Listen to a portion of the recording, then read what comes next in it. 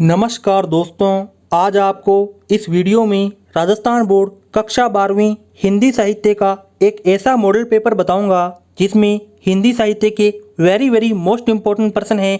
दोस्तों, मुझे पूरी आशा है और पूरी उम्मीद है कि आपके 25 जून को हिंदी साहित्य के पेपर में ये प्रश्न जरूर देखने को मिलेंगे। चलते हैं इस मॉडल पेपर में खंड 1 के पहले प्रश्न की तरफ, जिसमें पूछा गया है निम्नलिखित प्रश्नों में से किन्हीं 4 प्रश्नों के उत्तर लिखिए। जिसमें पहला प्रश्न है छायावादी काव्य के 4 प्रसिद्ध रचनाकारों के नाम लिखिए, साथ ही किन्हीं 4 रचनाओं के नाम भी बताइए। आगे दूसरा प्रश्न पूछा गया है प्रकृतिवादी काव्य किसे कहा गया है। आगे देख सकते हैं तीसरा प्रश्न पूछा गया है प्रयोगवादी किन्हीं 4 कवियों का नाम लिखिए। आगे देखते हैं चौथा प्रश्न पूछा गया है जयशंकर प्रसाद द्वारा रचित नाटकों के नाम लिखिए। दोस्तों, चलते हैं 5वें प्रश्न की तरफ।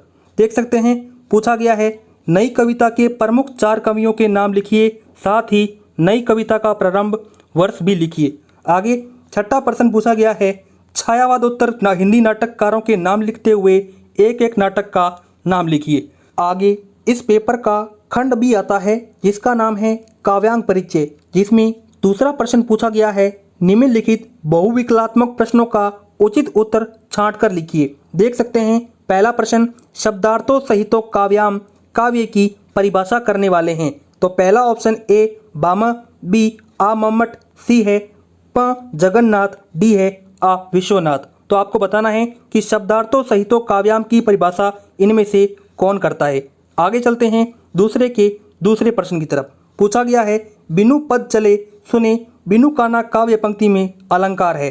पहला रूपक अलंकार, बी है उपमा अलंकार, सी है श्रेयस अलंकार और डी है विभावना अलंकार। तो आपको बताना है कि इस पंक्ति के अंदर कौन सा अलंकार है। आगे देखते हैं इस पेपर का तीसरा प्रश्न पूछा गया है निम्नलिखित प्रश्नों में से किन्हीं 2 प्रश्नों के उत्तर लिखिए। पहला छंद कितने प्रकार के होते हैं, नाम लिखिए। दूसरा छंद में यति और गति से क्या तात्पर्य है, लिखिए। आगे तीसरा प्रश्न वंशस्थ छंद के प्रत्येक चरण में कितने वर्ण होते हैं, समझाइए। डाउट नट पर होगा अब आपके सभी maths, chemistry, physics, biology doubts का सफाया। बस अपने क्वेश्चन की फोटो खींचो, उसे क्रॉप करो और उसे सबमिट करो। तुरंत ही 3 सेकंड के अंदर वीडियो सॉल्यूशन पाओ। क्लास 6 to 12 से लेके NEET, IIT, JEE mains, advance के लेवल तक तो आज ही डाउनलोड करें डाउट नट है। चलते हैं आगे चौथे प्रश्न की तरफ, जिसमें पूछा गया है निम्नलिखित प्रश्नों के उत्तर लिखिए। जिसमें पहला है अलंकार शब्द का अर्थ स्पष्ट करते हुए अलंकार का काव्य में महत्व लिखिए। आगे चौथे का दूसरा अलंकार के कितने भेद हैं, उदाहरण सहित लिखिए। दोस्तों, मैं आपको फिर से बता दूं, यह हिंदी साहित्य का जो आपको पेपर होने वाला है 25 जून को, उसके लिए वेरी मोस्ट इंपॉर्टेंट प्रश्न है। इनके आने का बहुत ज़्यादा चांसेस है। आगे इस पेपर का खंड सी आता है जिसका नाम है पाठ्य पुस्तक सरयू, यानी कि सरयू पाठ्य पुस्तक है, वहाँ से ये प्रश्न लिए गए हैं। जिसमें 5वां प्रश्न पूछा गया है निम्नलिखित पद्यांश को ध्यानपूर्वक पढ़कर पूछे गए प्रश्नों के उत्तर लिखिए। आप देख सकते हैं पद्यांश है मुरिस संग न कीजिए, लोहा जल न तिराई, कदली सी भूमक मुख, एक बूंद तीहूं भाई। देख सकते हैं प्रश्न पूछा गया है पहला उपयुक्त पद में क्या संदेश दिया गया है। दूसरा प्रश्न पूछा गया है किसकी संगति नहीं करनी चाहिए। तीसरा प्रश्न पूछा गया है कदली एवं भुवंग का अर्थ लिखिए।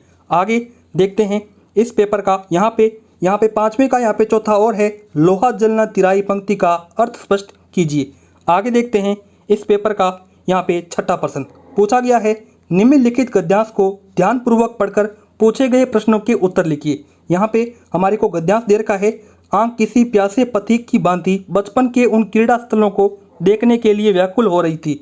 ठीक है, इस प्रकार से आपके सरयू पाठ्य पुस्तक के अंदर किसी एक पाठ से ये पद्यांश पूछा गया है। देख लेते हैं प्रश्न क्या पूछे गए हैं। पहला है लेखक की आंखें क्या देखने के लिए व्याकुल थी। दूसरा लेखक के अनुसार वहाँ क्या क्या बदल गया था। तो दोस्तों, आप मेरे को बताइए कि ये कौन से पाठ में से आया गया है और इस गद्यांश के लेखक कौन है। तो दोस्तों, चलते हैं इस पेपर में 7वें प्रश्न की तरफ। पूछा गया है निम्नलिखित काव्यांश को ध्यानपूर्वक पढ़कर दिए गए प्रश्नों के उत्तर लिखिए। देख सकते हैं काव्यांश बुद्धि के दुर्ग पहुंचा विद्युत गति, यहाँ पे हरचेतन, यहाँ पे राम में जगी समर्ति हुई सजग पा भाव परमन। तो दोस्तों बताइए कि ये कौन से काव्यांश, यहाँ पे ये काव्यांश ये कौन से पाठ में से आया हुआ है और ये इसका कवि कौन सा है। देख सकते हैं पहला प्रश्न, राम की माता राम को क्या कहकर पुकारती थी। दूसरा, राम शक्ति पूजा हेतु कौन से पुष्प चढ़ाने हेतु तत्पर हुए। तीसरा, राम के मन में कौन सी स्मृति जगी। और चौथा, देख सकते हैं पुरुष चरण शब्द का अर्थ लिखिए। इसी काव्यांश में आपको पुरुष चरण का यहाँ पे अर्थ मिल जाएगा। इसी के अथवा में एक और काव्यांश दिया गया है, ये धरती कितना देती है, धरती माता कितना देती है अपने प्यारे पुत्रों को। दोस्तों देखते हैं यहाँ पे इसके क्या क्या प्रश्न दिए गए हैं। इस काव्यांश के कवि धरती माता के महत्व को कब नहीं समझ पाया था। तो दोस्तों ये तो आपको इसी काव्यांश के अंदर आपको उत्तर मिल जाएंगे। आगे दिया गया है 8वां प्रश्न, एक गद्यांश दिया गया है। आप देख सकते हैं भक्ति आंदोलन और तुलसी काव्य का अंत में सामाजिक महत्व ये है कि इसमें देश की कोटि कोटि जनता की व्यथा, प्रतिरोध भावना और सुखी जीवन की आकांक्षा व्यक्त हुई है। आप देख सकते हैं प्रश्न भी देख सकते हैं, मैंने आपको बता रखे हैं। तो मैं आपको पाठ्य पुस्तक के जो प्रश्न पूछे गए हैं वो आपको बता देता हूँ। इसी के अथवा में एक और गद्यांश दिया गया है, देख सकते हैं। आगे हम देखते हैं कि जो पाठ्य पुस्तक के प्रश्न हैं सरयू के और मंदाकिनी के, वो आपको बताता हूँ। 9वां प्रश्न, निम्नलिखित प्रश्नों के उत्तर लिखिए। पहला है, हमारे प्राचीन ग्रंथों में किस बात का वर्णन है। दूसरा, पाजेब बाल मनोविज्ञान पर आधारित रोचक कहानी है, स्पष्ट कीजिए। ठीक है, जो पाजेब जो कहानी है वो बाल मनोविज्ञान पर आधारित कहानी है, आपको बताना है कैसे। आगे यहाँ पे इस पेपर का खंड डी आता है जिसका नाम है पाठ्य पुस्तक मंदाकिनी, यानी कि जो मंदाकिनी पुस्तक है वहाँ से ये प्रश्न लिए गए हैं। 10वां प्रश्न पूछा गया है, निम्नलिखित प्रश्नों में से किन्हीं 4 प्रश्नों के उत्तर लिखिए। देख सकते हैं पहला, रेखा चित्र एवं संस्मरण में क्या अंतर है। दूसरा, भारतीय साहित्य में कहानी का उद्भव कहाँ से माना जाता है, इसके विविध कालों का नाम लिखिए। तीसरा, सुभाष चंद्र ने सैनिकों के लिए कौन से 3 आदर्श बताए। आगे देख सकते हैं हमारे पास में चौथा प्रश्न पूछा गया है 10वें का, बड़े बेटे राजन के पास जाने को लेकर पड़ोसियों ने क्या कहा। 5वां प्रश्न, लेखिका महादेवी वर्मा ने सुभद्रा के व्यक्तित्व को किस रूप में प्रस्तुत किया है। यहाँ पे 6ठा प्रश्न 10वें का, भोर का तारा कैसी एकांकी है, इसका कथानक किससे संबंधित है।